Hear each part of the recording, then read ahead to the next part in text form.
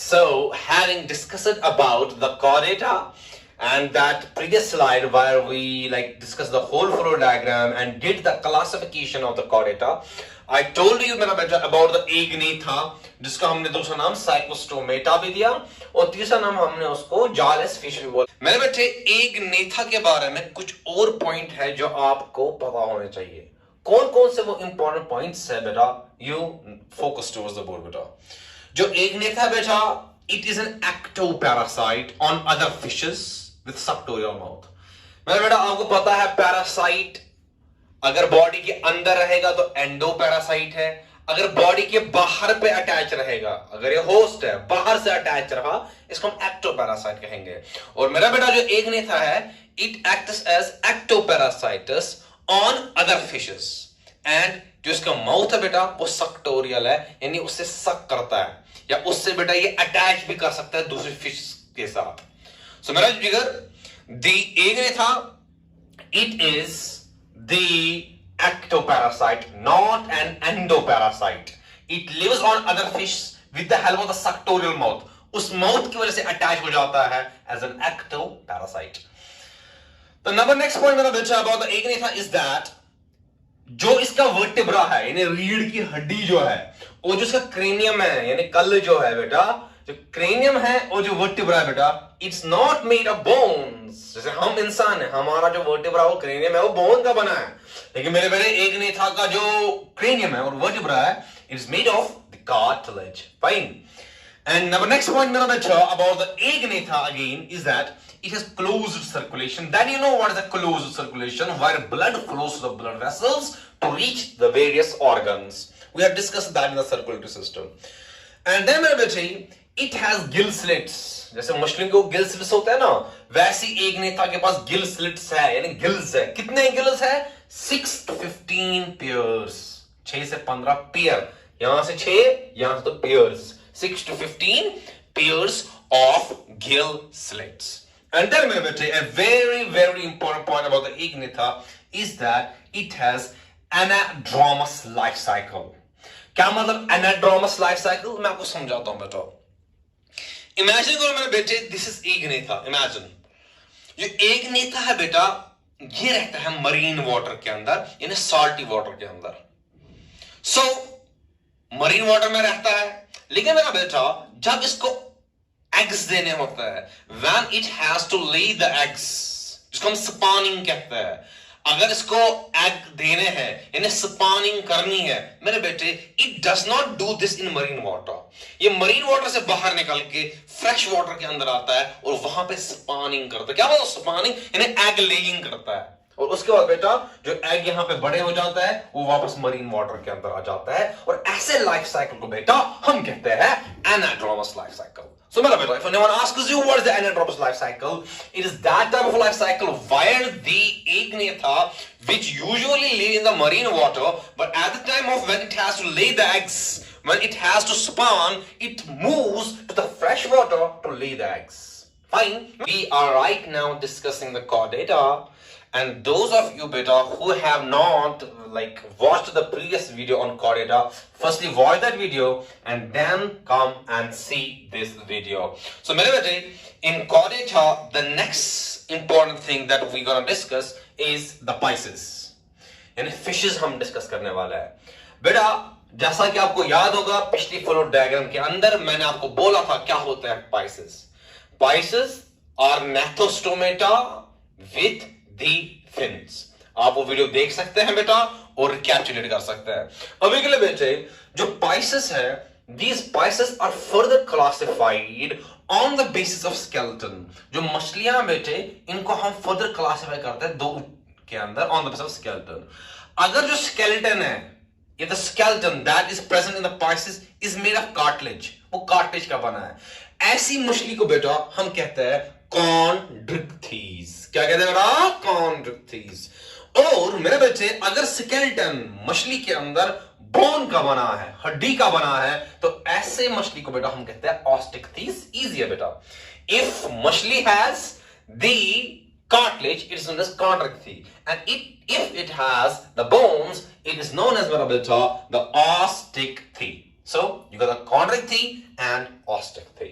So मेरे बच्चे, let's discuss the chondrichthy in detail, and then in the next slide we will discuss the osteichthy. अभी के लिए मेरे बच्चे, जो chondrichthy है, यानी एक ऐसी मछली जिसके पास कार्टिलेज है, बस तुम्हें कोई पूछेगा ना व्हाट इज chondrichthy, क्या ना मछली है भैया, लेकिन कैसी मछली? एक ऐसी मछली जिसके पास कार्टिलेज स्केलेटन है. फाइन. सो मेरे बेटे, the next point about the chondrichthy is that it has placoid scales. बेटा आपको पता है, आपने मछली देखी होगी, मछली के ऊपर वो कांटे जैसे होता है, वो स्केल्स होता है. बेटा उन स्केल्स को इन chondrichthy हम कहते हैं बेटा placoid scales. Fine. And then मेरा बेटा, about the chondrichthy is that it has ventral mouth. देखो बेटा, जो माउथ है it is facing the earth, so बेटा this has a ventral mouth. Fine. So that is next point about the chondrichthy. And then मेरे बेटे, the chondrichthy is predaceous. What do I mean by saying predaceous? Predaceous का मतलब बेटा, ये capacity रख सकता है खाने की, ये दूसरे ऑर्गेनिज्म खा सकता है. फॉर एग्जाम्पल बेटे, अगर तूने कभी chondrichthy देखा, कभी उस chondrichthy के साथ खेलना नहीं. कौन से खेलना नहीं कि मछली है, मछली जल की रानी है, मैं उसके साथ खेलूंगा नहीं, इसके साथ खेलना नहीं. बेटा ये प्रेडेशियस है, तुम्हें खा जाएगा. So it eats like other animals, it like feeds on humans even. अगर आप इंसान भी जाओगे ये आपको खाएगा. सो मेरे बेटे, it is predaceous. Fine. And then मेरे बेटे, about the chondrichthy is that it has gills. But what is the typical without operculum? बेटा देखो, ये गिल्स है. फॉर एग्जाम्पल, आपको पता है मछली के पास गिल्स होते हैं, लेकिन इसके ऊपर एक ढक्कन होता है. अगर आपने मछली खाई होगी, अगर कभी मछली देखी होगी, इस मछली के ऊपर एक ढक्कन, इन गिल्स के ऊपर एक ढक्कन होता है. लेकिन मेरे बेटे, इन द chondrichthy दिस ढक्कन और the gills is absent. So bete, that's what I'm saying. It has gills but without the operculum. Operculum का मतलब एक ढक्कन होता है गिल्स पे. Fine. And then मेरे बच्चे, about the chondrichthy is that it lack swim bladder. तो बेटा क्या होता है, मैं आपको समझाता हूं अच्छी तरीके से. ये बेटा, ये है हमारा chondrichthy, और यहां से जाहिर सर ने आपको बनाया और एक फिश. इस फिश के अंदर बेटा एक ऐसा स्ट्रक्चर होता है जिसको हम स्विम ब्लेडर बोलते हैं या आयर ब्लेडर बोलते हैं. बेटा इस स्विम ब्लेडर से, इस आयर ब्लेडर से क्या हेल्प मिलती है एक मछली को? इसके अंदर आयर होता है, इस स्विम ब्लेडर के अंदर, इस आयर ब्लेडर के अंदर. अब जब इसके अंदर आयर होता है, ये इसको बुयंसी देता है. जब इसको ये बुयंसी देगा, ये डूबेगा नहीं. सो मेरे बेटे, while as in the chondrichthy ये स्विम ब्लेडर ही एब्सेंट है, ये आयर ब्लेडर ही एब्सेंट है. अगर आप आयर ब्लेडर एब्सेंट है, यानी आयर अंदर नहीं है, if there is no air inside, मतलब इसको बुयंसी मिलेगी नहीं. So there are all chances जो chondrichthy है ये नीचे नीचे डूब जाएगा. So then how this chondrichthy avoid this sinking? ये क्या करता है कि कंटिन्यूअसली स्विम करता है. सो बेटा, अगर आपसे कोई पूछेगा व्हाई chondrichthy स्विम कंटिन्यूअसली, जो chondrichthy है वो कंटिन्यूअसली स्विम क्यों करती है?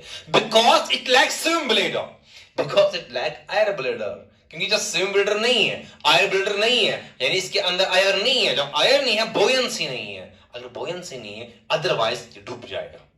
Fine. So मेरे बेटे, that's what I mean by saying it lacks swim bladder. Since it lacks swim bladder, it need to swim continuously. Fine. And then मेरे बेटे, the next point about the pipe is that it has two chambered heart. बड़ा जैसा आपको पता है, हम इंसान के अंदर 4 chambered heart है, और हमने ये डिस्कस किया है सर्कुलेटरी सिस्टम के अंदर. इवन देन मैं और एक बार बोलता हूं बेटा, यहाँ पे 2 चैम्बर्ड हार्ट है, और उसके अंदर एक एट्रिया है और एक वेंट्रिकल है. while in humans we have 4 chambered heart with 2 atria and 2 ventricles, as we have discussed it already in the circulatory system. Then other point about beta chondrichthy is that the chondrichthy has clasper. मतलब बेटा clasper is male copulatory organ. बड़ा जैसे in humans the male has a penis, similarly in the chondrichthy there we call that organ as clasper. और इसी की वजह से वो में फर्टिलाइजेशन हो जाती है। सो मेरे बेटे then the fertilization is internal, मतलब फीमेल बॉडी के अंदर फर्टिलाइजेशन हो जाती है, बाहर नहीं हो जाती। एंड देन मेरे बेटे it is viviparous, you know what is the viviparous, which give birth to the young ones as you know. So मेरे बेटे the next point about the chondrichthyes is that there is a chondrichthyes जिसका नाम है मेरे बेटे torpedo. क्या नाम? Torpedo. और मेरे बेटे टॉर्पीडो के बारे में ये बात मैं आपको बताता चलूं कि जो टॉर्पीडो है इसके पास एक डिफेंस ऑर्गन होता है, एक अपने आप के एक प्रोटेक्शन ऑर्गन होता है। उस प्रोटेक्शन ऑर्गन का नाम बेटे इलेक्ट्रिक ऑर्गन। सो मेरे बेटे if anyone asks you what is electric organ, electric organ is a defence organ, defence organ in a chondrichthyes named as torpedo. Similarly, मेरे बच्चे, there is another defense organ in another chondrichthy। एक chondrichthy है जिसका नाम trigon है। इस trigon के पास भी एक डिफेंस ऑर्गन है मेरे बेटे जिसका नाम पॉइजन स्टिंग है। सो मेरे बच्चे that is all about the chondrichthies। NCERT ने कुछ एग्जांपल्स लिखी है, वो एनसीईआरटी से बेटा कॉपी करेंगे आप। सो बेटा अगर आपसे कोई पूछेगा व्हाट इज कॉन्ड्रिक्थी, वन वर्ड और वन लाइन इज दैट ये फिश है, ये पाइसेस है, लेकिन ऐसी पाइसेस है जहां पे स्केलेटन कार्टिलेज का बना है। और उसके बाद बेटा बहुत सारे पॉइंट्स अबाउट द कॉन्ड्रिक्थीज।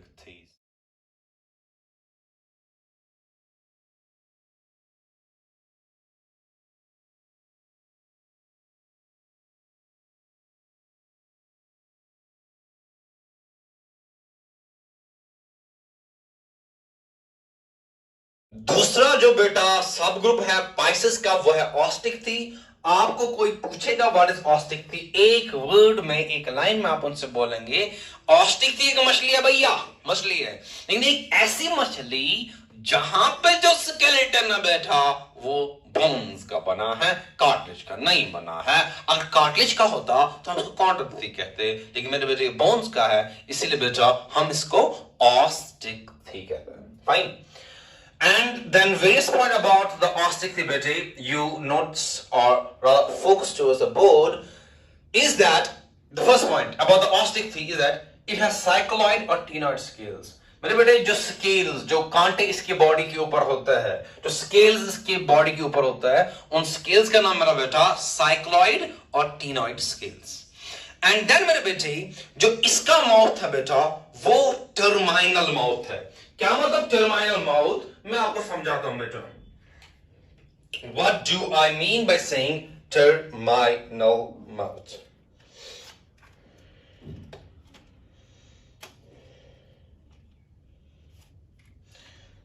देखो बेटा क्या टर्मिनल माउथ है।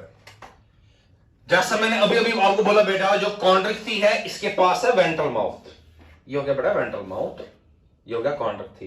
लेकिन मेरे बच्चे अगर आप ऑस्टिक्थी देखोगे इसका जो माउथ है ना तो वो वेंट्रल है ना तो वो डोर्सल है, तो वो क्या है, वो बीच में है, लाइक दिस, लाइक दिस। तो ये हो गया बेटा टर्मिनल माउथ।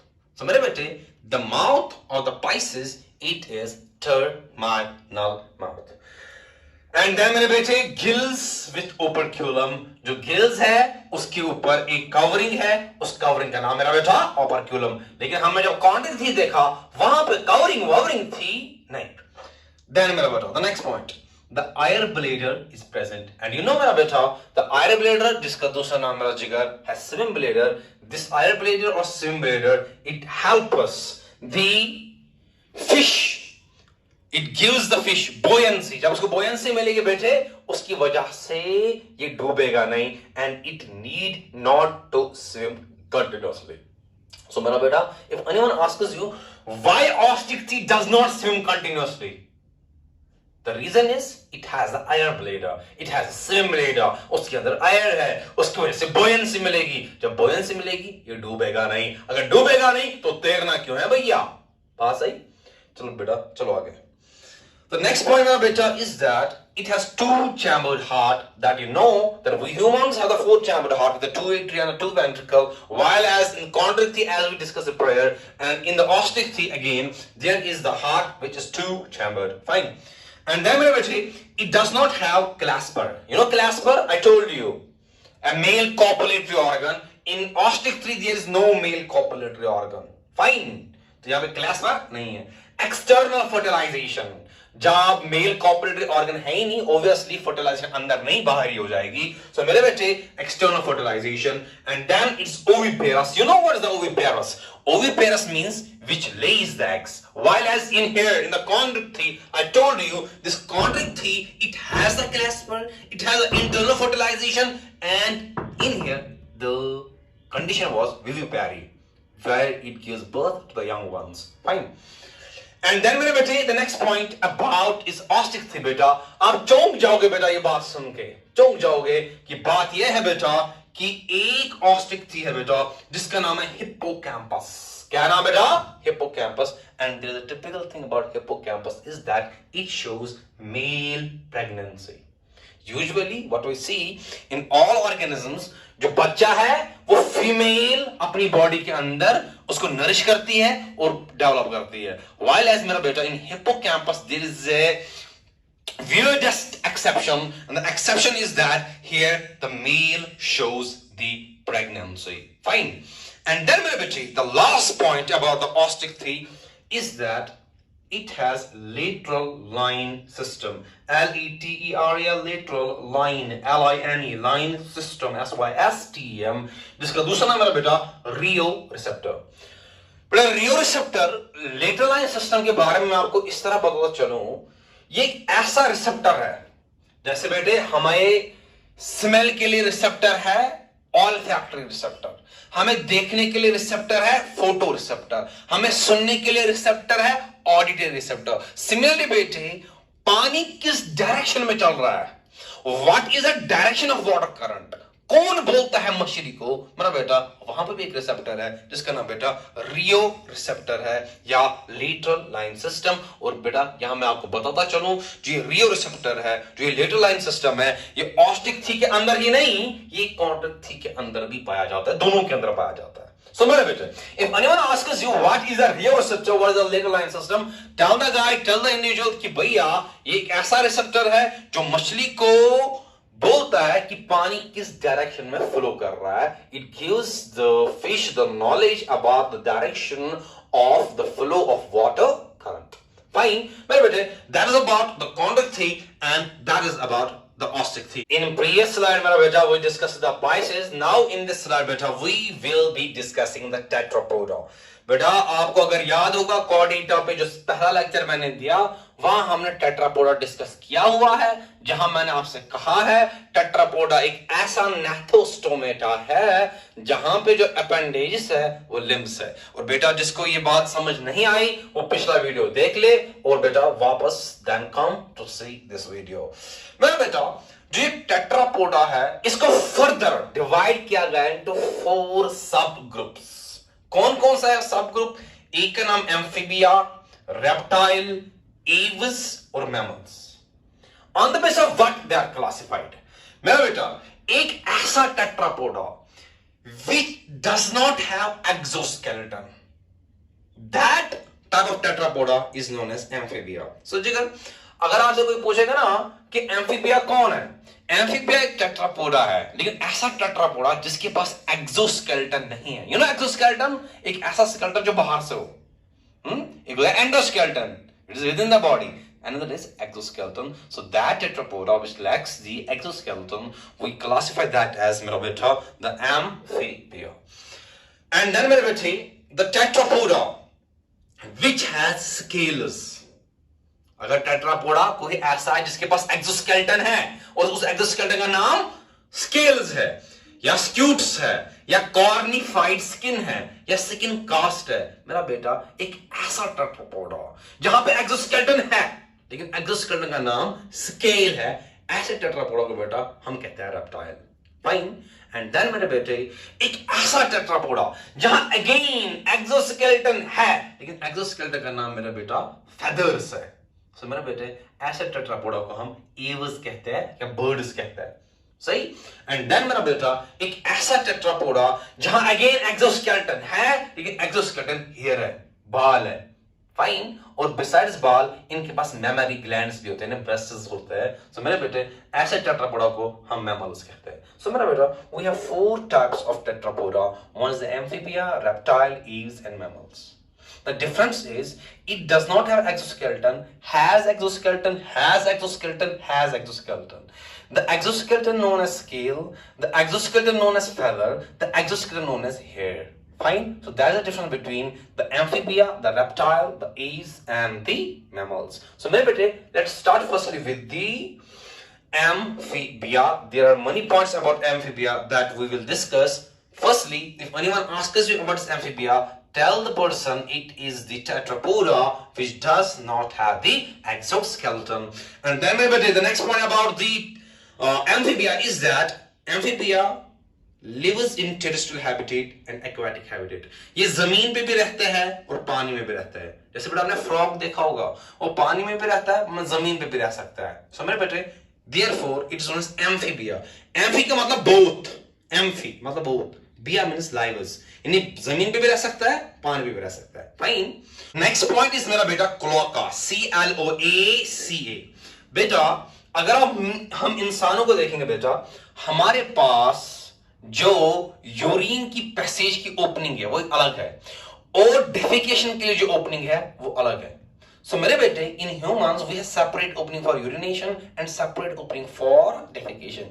While as मेरा बेटे in amphibia things does not work like that. In amphibia the alimentary canal opening, the urinary tract opening and even reproductive tract opening ये तीनों एक ही है.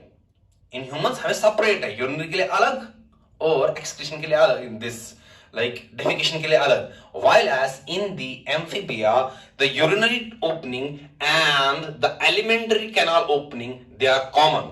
That common opening मेरे बेटे is known as cloaca. So if anyone asks us मेरा बेटा what is a cloaca, I will define it, you will write it. मेरा बेटा cloaca is a single common opening for alimentary tract, urinary tract and reproductive tract. इन तीनों की एक common opening है बेटा, उस कॉमन ओपनिंग का नाम बेटा cloaca.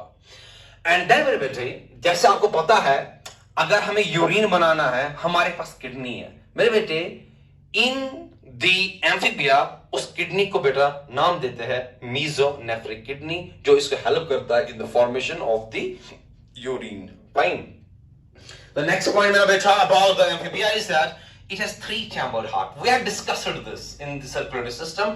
Again, I am repeating, it has three-chambered heart with two atria and one ventricle. While you know, in humans, we have four-chambered heart with two atria and two ventricles. Fine. And then, my bache, the next point. Body is divided into head and trunk. अगर आपको याद होगा बेटा, मैंने आपको कहा है in the arthropoda, जहां मैंने कहा कि body उसकी डिवाइड है head, thorax और abdomen. मोलास्का में मैंने बोला head, muscular foot, visceral hump. Similarly बेटा यहाँ भी बॉडी डिवाइड हुआ है, लेकिन इसके पास दो ही पार्ट्स होते हैं, एक तो हेड है मेरा बेटा और दूसरा तो ट्रंक है. फाइन. एंड देन मेरे बेटे you know we human respire via the lungs, while मेरे बेटे the amphibia has got more capacity. हाँ, ये लंग से भी रेस्पायर करता है, लेकिन besides respiring from lungs it can also respire from skin, and besides skin it can also respire from gills. So if anyone asks you कि amphibia कैसे respiration करता है, जो एम्फीबिया बेटे ये स्किन से भी दिखाता है, ये लंग से भी दिखाता है और मेरे बेटे ये गिल्स से भी दिखाता है. The next point मेरे बेटे is that about tetrapoda is that it has tympanum which represent ear. बेटे tympanum का मतलब होता है कान का पर्दा. तो बेटा अगर हम इंसान we humans if we look बेटा we have this is known as pinna. अगर आपको कहें कान का, मैं कहूंगा यह है कान, pinna. So our ear is represented externally by pinna. While as मेरे बेटे in amphibia there is no this pinna. वहां पिन्ना मिना नहीं है, वहां सीधे कान का पर्दा है. इस पिन्ना के अंदर जो ही जाएंगे वहां कान का पर्दा है.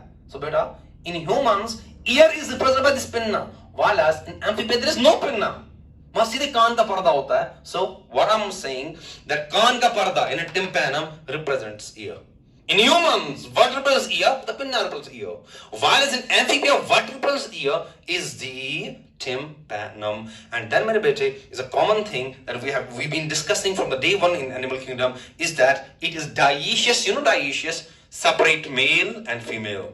And then monoecious, जहाँ मेल और फीमेल स्पर्म और ओवा की कैपेसिटी एक ही ऑर्गेनिज्म के पास होती है, while as in here मेरे बेटे मेल अलग है, फीमेल अलग है, इसी चीज को हम dioecious कहते हैं. Then external fertilization, internal fertilization inside, external outside. It shows external fertilization. And then मेरे बेटे indirect life cycle, जहाँ मैंने आपको कहा बीच में एक लार्वा बनता है, एक इंटरमीडिएट स्टेज बनता है. मेरे बेटे कौन कौन सा लार्वा यहां बनता है? दो टाइप ऑफ लार्वा बनता है. एक लार्वा का नाम एक्सोलोटल और दूसरे का नाम मेरा बेटे टैडपोल. सो मेरे बेटे, if anyone asks you what are the two larvas in the amphibia, one is मेरा बेटा एक्सोलोटल and another is मेरे बेटे tadpole. Having said that about the amphibia, मेरे बेटे, there is very important point about the amphibia, that is about the axolotl larva, जो अभी हमने discuss किया. मेरा बेटा, जो axolotl larva है, ये एक इंपॉर्टेंट प्रॉपर्टी दिखाता है, जिस प्रॉपर्टी को हम नियोटेनी कहते हैं या पीडोजेनेसिस कहते हैं. क्या मतलब नियोटेनी, क्या मतलब पीडोजेनेसिस, मैं आपको समझाता हूं बेटा. अगर आपको पता होगा बेटे, जो रिप्रोडक्शन करना होता है वो एक अडल्ट करता है. Adult usually perform the reproduction, while as मेरे बेटे in axolotl larva there is a major exception. Exception इस तरह है कि एक्सोलोटल लार्वा यानी बचपन के ही फॉर्म में it shows reproduction. Usually मेरे बच्चे the reproduction is shown by the adults, but in the axolotl larva there is a major exception where this larva does show the reproduction. Therefore मेरे बेटे, this phenomenon, this abnormal phenomenon where a intermediate form, where a premature form shows the reproduction, this phenomenon मेरे बेटे is known as neoteny or pedogenesis, as I have mentioned here in this part of the board. मेरे बेटे, that's all about the amphibia, a tetrapoda without the exoskeleton. Slide beta, we're gonna discuss the reptile. And about the reptile, the first thing that you should be knowing is that it is a tetrapoda with the exoskeleton, and the exoskeleton is known as scales. The next point about the reptile is it shows pulmonary respiration. A respiration via the lungs is known as pulmonary respiration, as we humans also show the pulmonary respiration. Fine. And then there is tympanum. I told you, in humans the ear is represented by the pinna, while as in the reptile and previously in the amphibia, both the ear is represented by the eardrum, the tympanum. Fine. And then the heart is 3 chambered. In human the heart is 4 chambered, and in here the reptile the heart is 3 chambered. But there's an exception, and the exception is of the crocodile. Crocodile has the 4 chambered heart. So if anyone asks you which is the reptile with the 4 chambered heart, it is the crocodile with the 4 chambered heart. Fine. And then the reptile is dioecious. Dioecious. Male separate, female separate. It shows internal fertilization via the fertilization, sperm and ova fuse together within the body. Fine. And then it is oviparous. Oviparous, laying the eggs. And then the life cycle is direct, or the direct life cycle when there is no larva in the life cycle. Fine. And then it does the production of urine or production of waste products by kidney, and that kidney is known as metanephric kidney. That is about the reptile, the tetrapoda with the scale. In this slide we gonna discuss about the aves, और Aves का बेटा दूसरा नाम है birds. बेटा Aves के बारे में सबसे पहली बात, हाँ जी ये टेट्रापोडा है, हाँ जी इसके पास एक्सोस्केलेटन है, और उस एक्सोस्केलेटन का नाम बेटा है feathers. So that is about the aves, and there are many points about the aves that you should be knowing. The first point is बेटा crop and gizzard. बेटा crop and gizzard दो important structures है birds के elementary tract के अंदर. जो alimentary canal है उसके अंदर दो इंपॉर्टेंट स्ट्रक्चर्स है, एक का नाम क्रॉप है और दूसरे का नाम गिजार्ड है. और बेटा क्रॉप और गिजार्ड क्यों हमें यहाँ पे लिखना पड़ा, क्योंकि this is the resemblance between the bird and the cockroach. Entrance में क्वेश्चन आया था, नीट के अंदर क्वेश्चन आया था, what is the similarity between bird and a cockroach. बेटा कॉकरोच एक आर्थ्रोपोडा है, उसके और बर्ड के अंदर क्या सिमिलैरिटी हो सकती है. On appearance, like on a broader view, there should be no similarity, but there is a single similarity between the birds and the cockroach, and that is in both alimentary canal, in both alimentary tract. वहां पे दो structures है, यहां पे भी crop है, वहां पे भी क्रॉप, यहां पे भी gizzard, वहां पे भी gizzard. Fine. So these are two structures common to both cockroach and the birds. The next point मेरे बेटे about the aves is that it shows pulmonary respiration, and regarding pulmonary respiration you know via the lungs.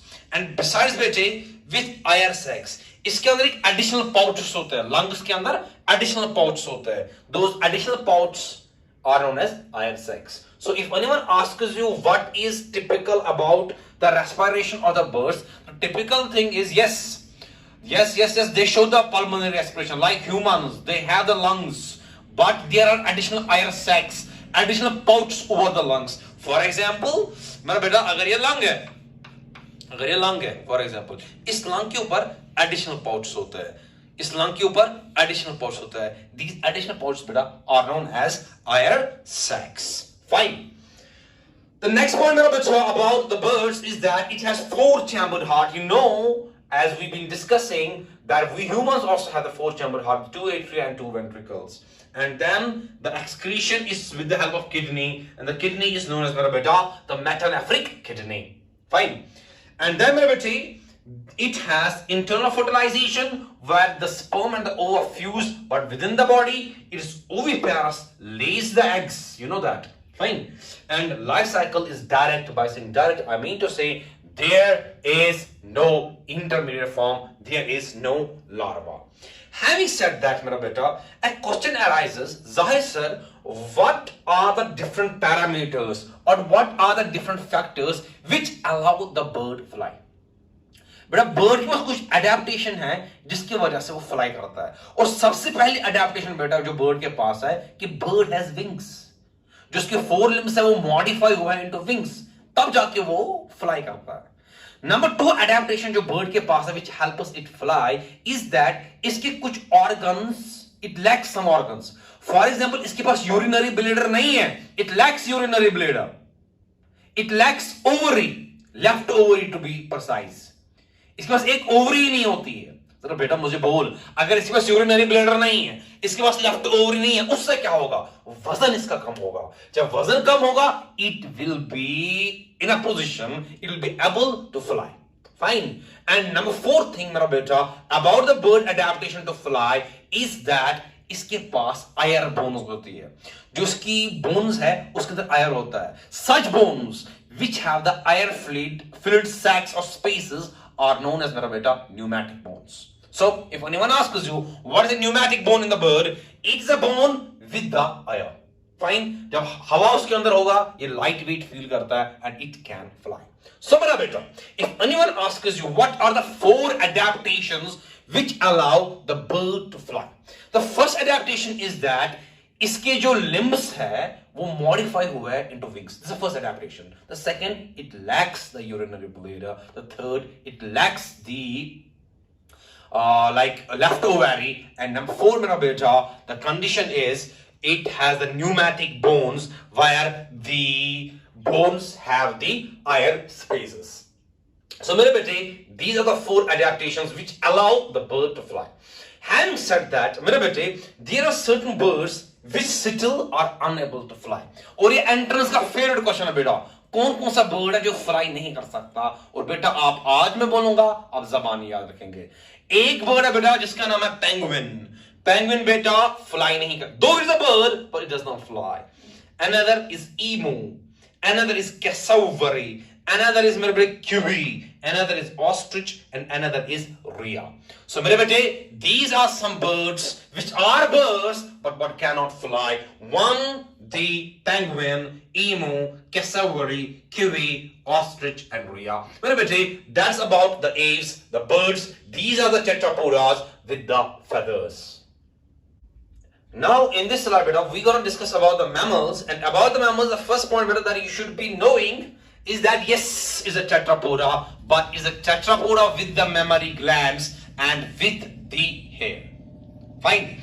And the next one, मेरे बेटे, it has diverse habitats. जो mammal है इसका diverse habitat है। ये polar ice cap पे भी रह सकता है, ये एरियल हवा में भी रह सकता है, आर्बोरियल पेड़ों पे भी रह सकता है, पानी में भी रह सकता है, टेरेस्ट्रियल भी है। So it has diversified habitats. Fine. And then it has two pairs of limbs. Like we humans, we have the forelimb, we have the hind limb. हमारे पास बाजू दो है, हमारे पास टांगे दो है. So that is what it means, that it has two pairs of limbs. And then there is pinna. As I told you, मेरा बेटा, in the amphibia, in the reptile, that ear is represented in these by the eardrum, the tympanum. While as in humans, in the mammals, it is represented by the pinna. This represents the ear. And then we know we have the four-chambered heart, the two atria and the two ventricles. Dioecious, male separate, female separate. Internal fertilization, the sperm and the ova fuse within the body. And then there are certain mammals which are oviparous, which lay the eggs, and certain mammals which are viviparous, which give birth to the young ones. और मेरे बेटे NCERT ने इसकी examples लिखी है, वहां से examples उतारोगे.